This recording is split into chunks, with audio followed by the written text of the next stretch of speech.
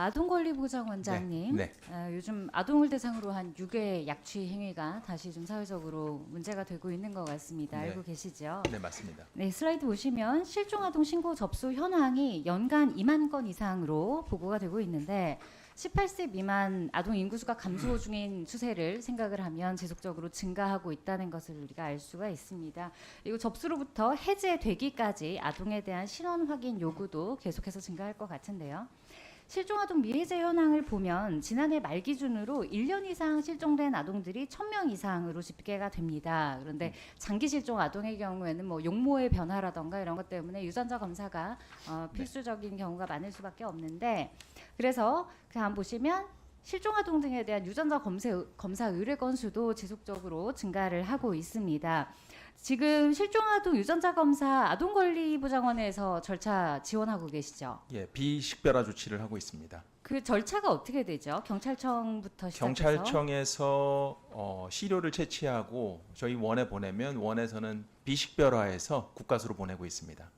그 이후에 다시 아동권리보장원을 통해서 경찰청으로 통보가 되는 맞습니다. 시스템이죠. 네. 그런데 이 소요 기간이 굉장히 긴 것으로 알고 있는데 네, 2주 이상 걸리는 2주 걸로 이상 소요가 되죠. 그런데 아동이 아닌 경우에는 그 절차가 생략되지 않습니까? 실종 성인의 경우에는 이런 절차가 생략되어 있습니다. 그렇죠. 국가수에서 소요되는 시간만 해도 굉장히 길기 때문에 그 전후로 짧게는 아주 짧아도 1주, 아주 길면 뭐 2달까지도 추가 소요가 되는 것으로 저희가 파악을 했는데요.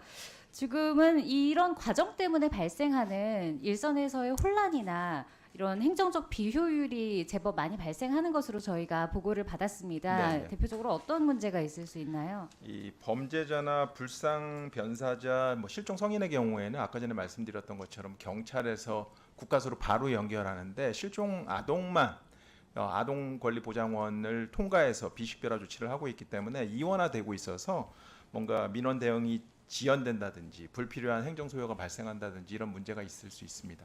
이게 초기에는 뭐 권한 남용이라던가 뭐 목적의 사용 이런 것 때문에 이제 아동은 따로 관리를 했던 것으로 알고 있기는 한데, 지금은 어차피 채취는 경찰에서 하고 있고 또 그 외에 검사나 관리는 국가수가 하고 있기 때문에 이런 부분에서는 좀 해소가 됐다고 봐도 될 것 같은데요. 네, 경찰에서 비식별화 조치를 해도 될 거라고 생각이 그렇죠. 됩니다. 그리고 보사연에서도 실제로 실종 아동 유전자 검사 절차에 대한 법 개정이 좀 필요하다 이런 의견을 낸 바가 있었죠. 네, 맞습니다. 그리고 미국 같은 경우에도 지금 이걸 일원화해서 FBI 산하에서 다 하고 있을 것 같은데, 네, 맞습니다.